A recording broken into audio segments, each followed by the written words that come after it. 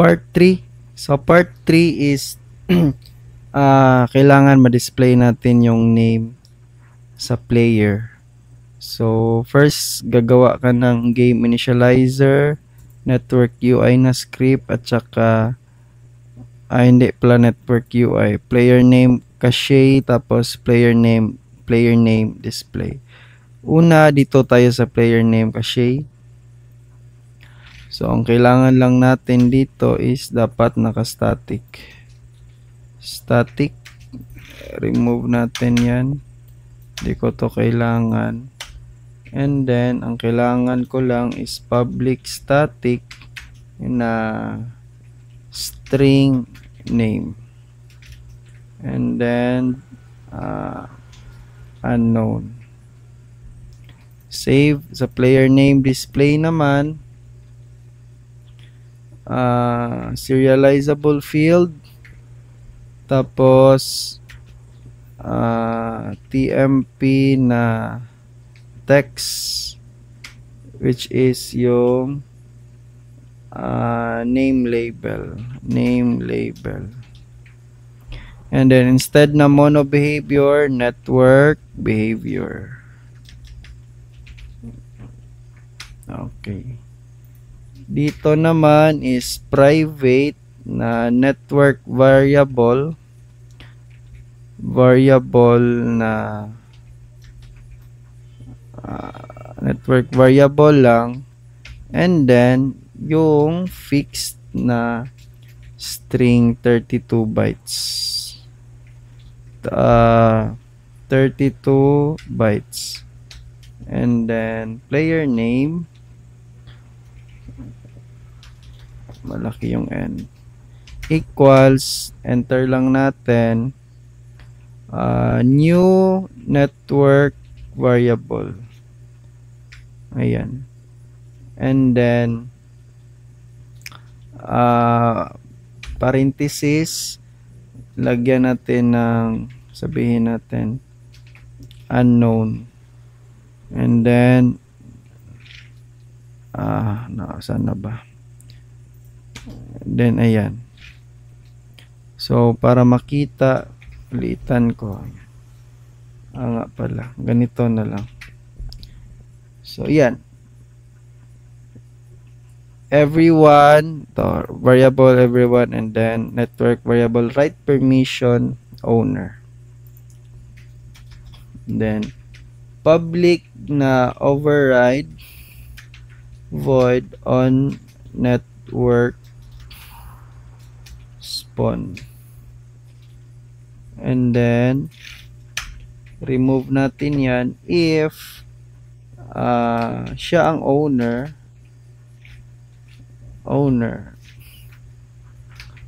Then i-display natin yung player name. So ayan. Next is yung player name dot on value change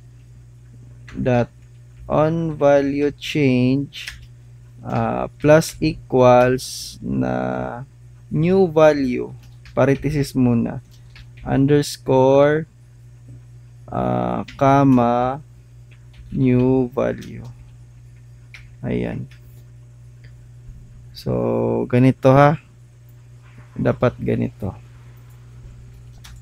Then name label dot text to string. Tapos sa late update naman, ito yung kailangan natin. So if para yung tawag nito, yung object natin is hindi siya tawag nito, gugulong. So camera dot main, and then not equal to null, ayan, rotation. Okay, save.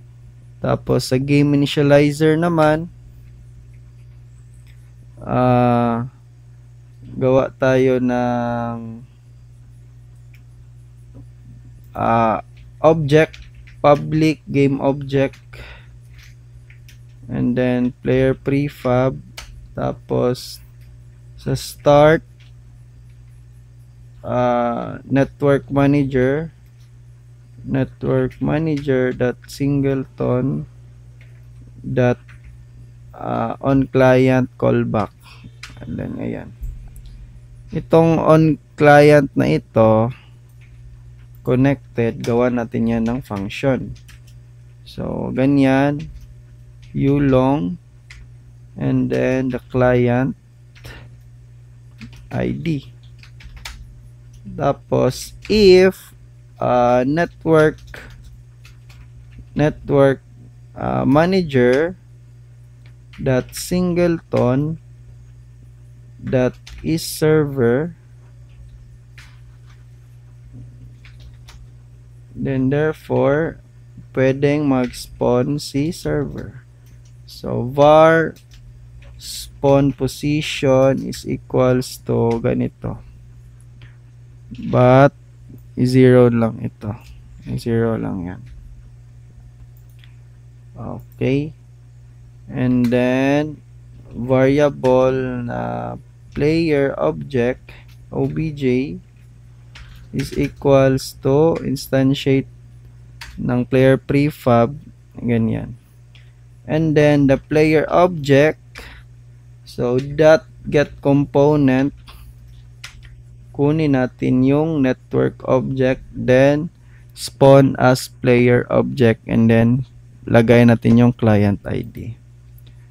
So yan lang. Tapos punta tayo kay Unity.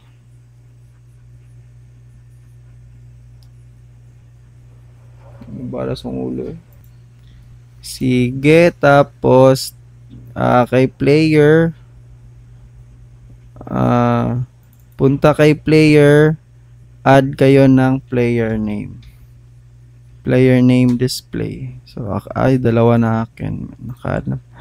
So una, dito sa player, gawa ka muna ng empty object and then name. So empty object ha, walang nakalagay. Add component text mesh pro na text, hindi yung UI. And then ay auto na lang natin yan. Tapos gawin nating 8 para maliit. Ganyan, ganyan.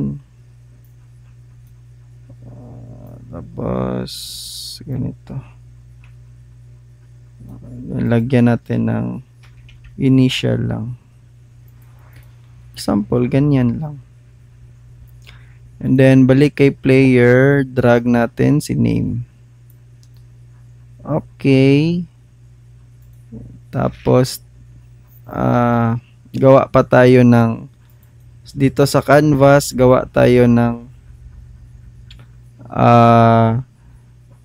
input field, UI input field, and then tawagin nating name input field. Tapos drag natin siya dito, ganyan.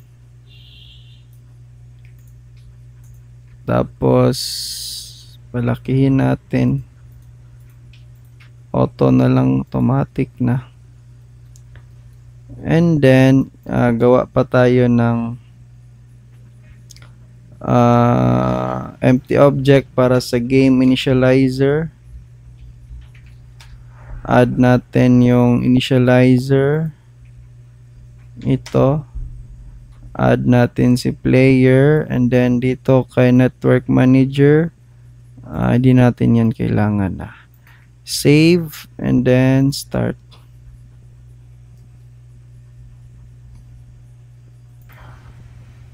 So pag start host ko, mapansin nyo yung name is gumugulong. So to fix that, punta kay player prefab, dun tayo sa rigid body, interpolate nyo yan, at saka sa constraint, i-freeze nyo yung Z rotation.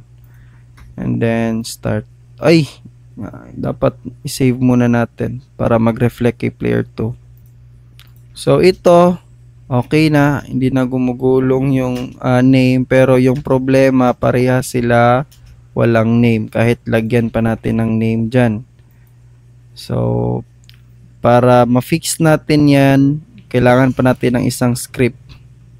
Gawa kayo ng manager UI or UI manager.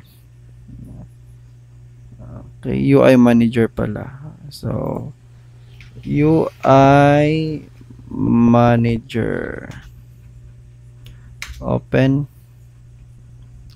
Sa UI manager, so ito lang yung kailangan natin. Mono behavior lang yan, and then header para sa ating references. So serializable field para sa ating private na TMP na input field. Input field, name input field. Bakit? Using TMP Pro. Serializable field para sa ating private button na start host button, start client button, and then sa start wait lang, wag muna, dito tayo sa public void on click, tapos ganyan, and then player name, yung cache dot name is equals to name input field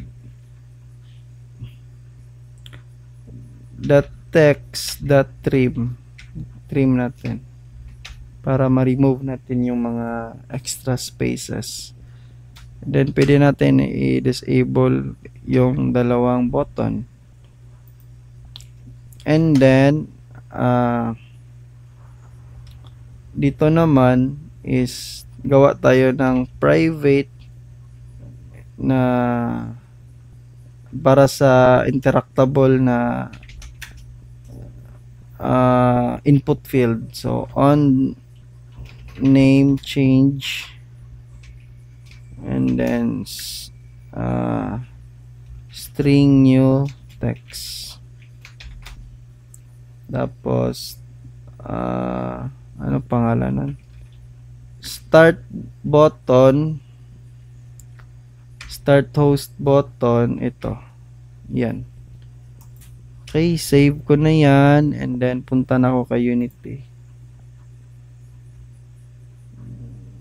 Unity loading, create UI manager na empty. So UI manager na empty object, reset, add natin yung UI manager, drag natin si input field dito, si start host button, si asa na yung isa, start client. So save muna. After mag-save, start. Nga pala, may nakalimutan tayo sa manager natin, UI manager. Open nyo yung UI manager sa start. So lagay nyo ito. So hindi yan ganyan, and then okay, save. Tapos punta dito kay Unity, tapos dito kay start at saka host na button, drag nyo si UI manager, and then add kayo ng function on click. So start na, save muna, then start. Konting fix lang kasi pag nag-start tayo ng host naka-unknown, dito naman sa player 2 is kanyan. So i-fix lang natin is punta ka dito kay para ma-fix yan, punta ka dito, itong UI manager dapat nandito sa taas, dito kay start host button ha, then save. So kani siya, okay na siya. So mana ni siya.